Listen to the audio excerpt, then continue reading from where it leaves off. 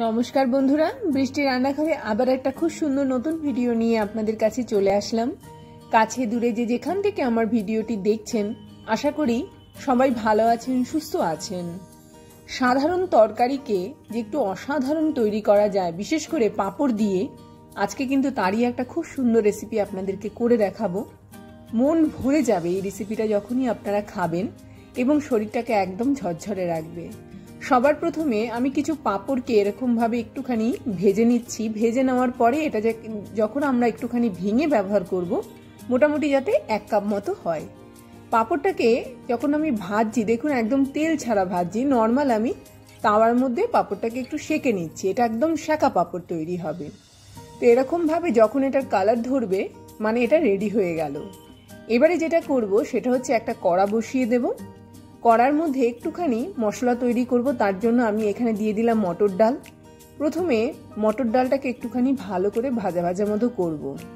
কিছু সবজি দিয়ে আর এই ধরনের মশলা দিয়ে যদি গরমের দুপুরে আপনারা এইভাবে খাবারগুলোকে খেতে পারেন, ভাত রুটির বদলেও কিন্তু আপনারা খেতে পারবেন। আর যদি ভাত রুটিও খান, তার সাথেও কিন্তু নির্দ্বিধায় এই ধরনের খাবার খান। একটু কাজু দিয়ে দিলাম। মানে এমনভাবে জিনিসগুলো আমি দেব যেগুলো ভাজা হতে একটু বেশি সময় লাগবে, সেগুলোকে আগে দেব এবং সেইভাবেই কিন্তু একটার পর একটা আমি এরকমভাবে অ্যাড করছি। তারপরে দিয়ে দিলাম আমি একটুখানি কিশমিশ। যেহেতু আমি এখানে চিনি ব্যবহার করব না, তো একটুখানি মিষ্টি হওয়ার জন্য আমি এখানে কিশমিশ দিয়ে দিলাম। কিশমিশটাকে খুব ভালো করে নাড়াচাড়া করে নিলাম। তার মধ্যে একটু দিয়ে দিলাম সর্ষে। সর্ষেটাকেও খুব সুন্দরভাবে একদম কড়া করে ভাজা করে নেব। তো যা যা জিনিস ব্যবহার করছি, গরমের দুপুরের জন্য খুব আদর্শ একটা খাবার। অবশ্যই আপনারা খান। নানা ধরনের রেসিপি তো আপনারা তরকারি খেয়ে থাকেন, তো এইভাবে একবার কিন্তু রেসিপি ট্রাই করতে পারেন। সবার শেষে একটুখানি গন্ধ হওয়ার জন্য কারি পাতা ব্যবহার করলাম। একদম হালকা রান্না হবে, অথচ স্বাদ হবে বহুগুণ।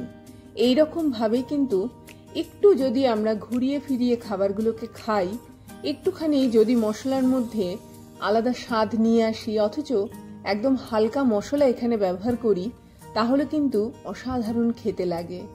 কতগুলো কাঁচা লঙ্কা আমি এখানে অ্যাড করলাম, দিয়ে এটাকেও খুব ভালো করে নাড়াচাড়া করছি। এবারে ঝাল যদি আপনারা একটু বেশি খেতে চান, বেশি ব্যবহার করবেন কাঁচা লঙ্কা।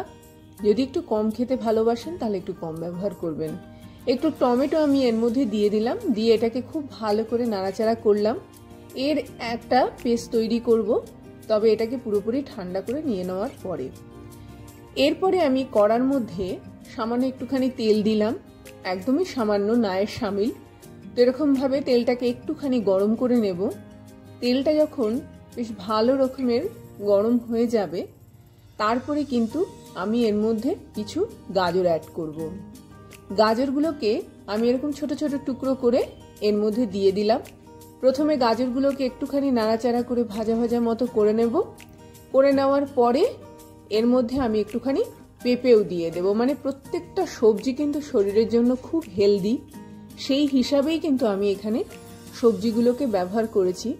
আপনারা পেঁপের সাথে সাথে লাউ দিতে পারেন, চাল কুমড়ো দিতে পারেন, এবং আপনাদের যে সবজিটা ভালো লাগে সেটা দিয়ে এটা তৈরি করতে পারেন। তবে গাজর আর পেঁপের সঙ্গে, মানে এই গরমে দুপুরের জন্য আদর্শ যদি কোনো খাবার হয়, এই দুটো সবজি কিন্তু খুব আদর্শ, এবং এতে কিন্তু খুব বেশি খরচও হয় না। তাই জন্য খুব শীতে, এবং যারা একদম সিম্পল খাবার পছন্দ করেন, মানে সাদামাটা খাবার পছন্দ করেন, তাদের জন্য আজকের রেসিপিটা একদম অ্যাপ্রোপ্রিয়েট।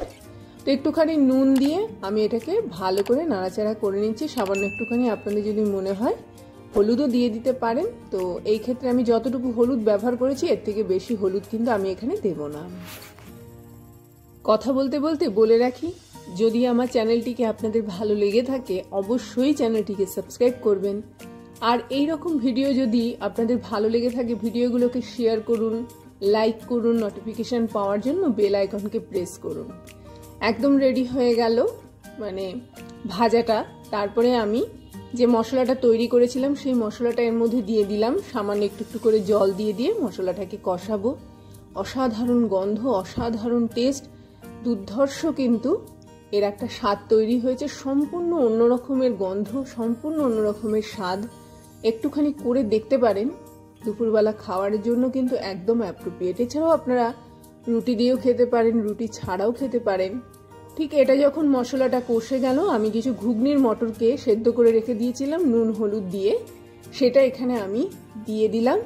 এবং এটা কিন্তু আপনারা নর্মালি একটুখানি ওপরে পেঁয়াজ ছড়িয়ে দিয়ে একটুখানি স্যালাডের মতো ওপরে দিয়ে নর্মালি কিন্তু আপনারা এটা এক বাটি খেতে পারেন।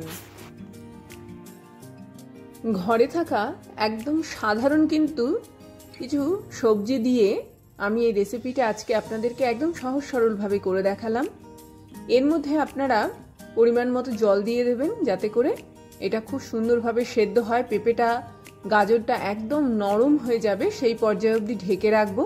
মোটামুটি 10 থেকে 15 মিনিটের জন্য এটাকে পুরোপুরি আমি ঢেকে রেখে দিলেই কিন্তু এটা একদম রেডি হয়ে গেল।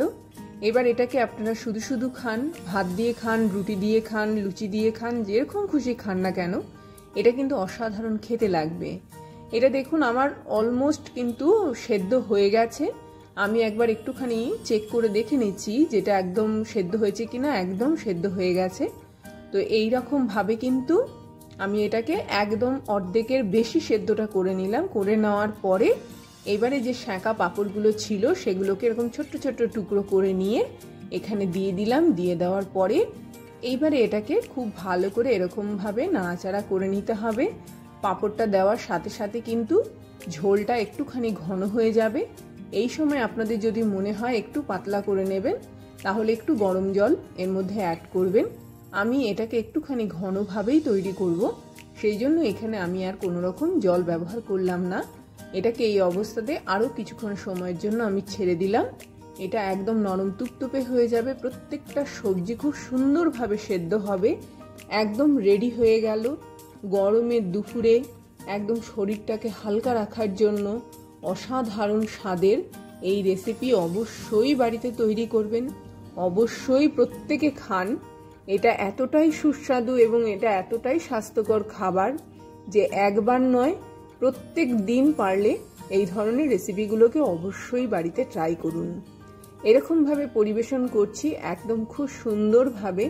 একদম দেখুন সিম্পল একটা রেসিপি, খুব বেশি ঝোল আমি এখানে রাখিনি, একটু মাখো মাখো রাখলাম।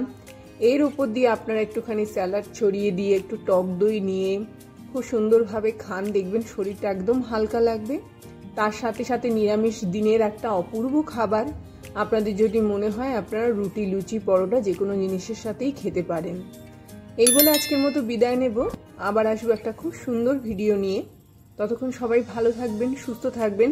এই ধরনের রেসিপি অবশ্যই বাড়িতে খাবেন, যেগুলো স্বাস্থ্যকর তো বটেই, তার সাথে সাথে আনকমন রেসিপি অবশ্যই বাড়িতে ট্রাই করবেন। এই আশা রেখে আজকের মতো বিদায় নিচ্ছি। অবশ্যই চ্যানেলটির পাশে থাকুন। আসলাম তাহলে।